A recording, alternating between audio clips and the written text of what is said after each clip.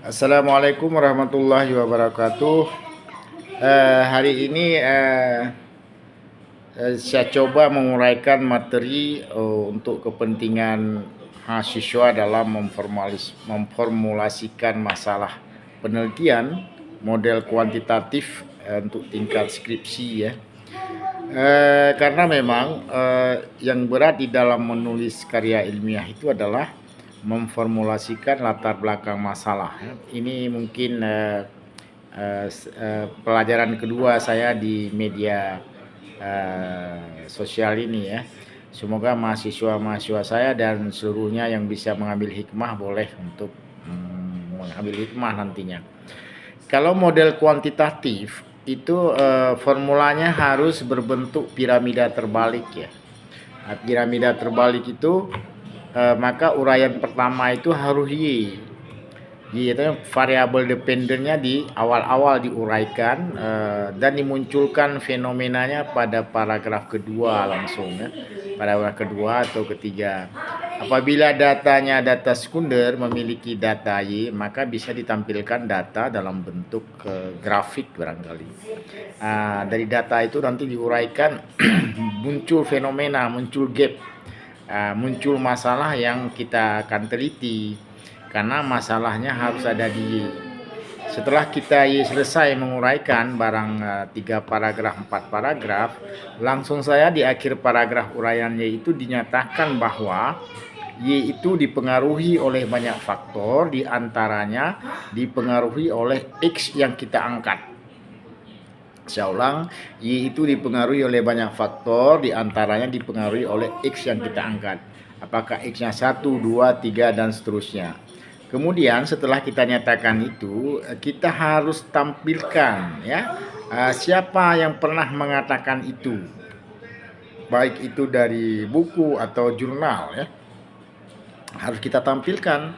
Umpamanya Y dipengaruhi oleh X1, X2, X3 buka kurung. Siapa yang pernah mengatakan itu? Minimal kalau ukuran skripsi itu 3 buah atau 3 orang ya. Disebutkan, jangan pernah dinyatakan ini, sebutkan saja. Nanti kita bisa mengargumentasi bahwa riset saya ini adalah riset atas dasar si A, si B, si C gitu. Nah, setelah itu Y selesai kita uraikan, langsung kepada uraian X1. X1 uraiannya adalah yang mempengaruhi X menurut kita ya, di samping nanti didukung lagi oleh penelitian sebelumnya. Sampai habis uraiannya biasanya kalau X itu minimal 2 paragraf atau 3 paragraf. Begitu selesai X kita uraikan 1, 2, 3 X, pada paragraf terakhir dalam latar belakang masalah bentuk kuantitatif itu adalah kita angkat judul ya.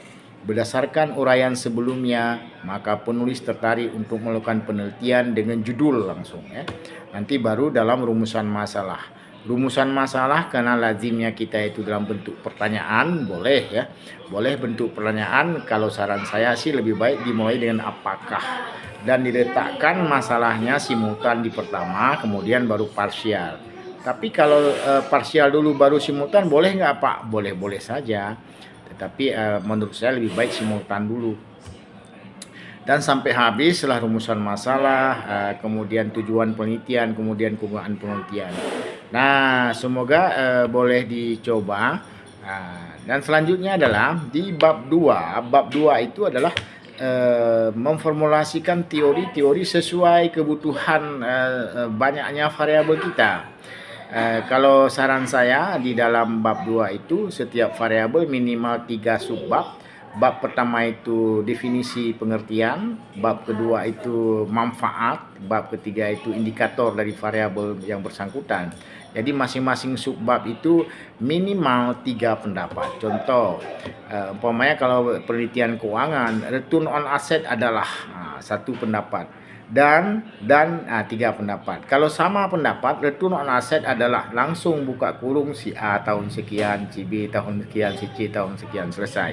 Jadi setiap subbab itu 3 pendapat atau 3 sumber. Ini harus betul-betul diperhatikan. Kemudian menguraikan teori itu harus sesuai ya, harus sesuai dengan penelitian kita, variabel kita itu. Ini sering mahasiswa itu judulnya modal kerja ketika indikator ke dalam bentuk rasio. Kalau kita dalam rasio nanti di latar belakang atau di latar belakang diproksikan modal kerja adalah diproksikan pokoknya DER ya, debt equity ratio atau gitu. Tapi kalau tidak berarti nominal dia modal kerja apa? Kebutuhan dana yang diperlukan oleh perusahaan dalam satu periode akuntansi untuk membiayai ide atau proyeknya. Itu modal kerja kan. Nah, ini harus benar-benar diperhatikan. Zaman sekarang mudah untuk memformulasikan indikator variabel, bisa kita search di Google, kita ketik saja kata kuncinya umpamanya modal kerja, ukuran modal kerja, dapat semua itu. Nanti baru kita cari teori dan buku dan artikel gitu ya. Kemudian bab tiganya juga mudah nanti dilihat dalam buku panduan apa-apa saja yang harus dilakukan. Pertama memang data itu harus ada di bab 3, kemudian uji asumsi klasik, uji reliabilitas validitas bagi penelitian primer ya. Kalau data sekunder tidak perlu lagi uji reliabilitas validitas ya, langsung saja kepada uji hipotesisnya nanti. Oke, hari ini mungkin secara acak lewat media ini kepada mahasiswa saya bisa mendengar nanti dalam diskusi. Kalau memang tidak jelas boleh datang ke tempat saya di Pasca Sarjana Universitas Rami Mekah. Saya berkantor di sini bagi mahasiswa ekonomi, terutama jurusan akuntansi, manajemen yang menulis tentang keuangan. Boleh untuk kita share dan kita berdiskusi lebih lanjut. Wassalamualaikum warahmatullahi wabarakatuh.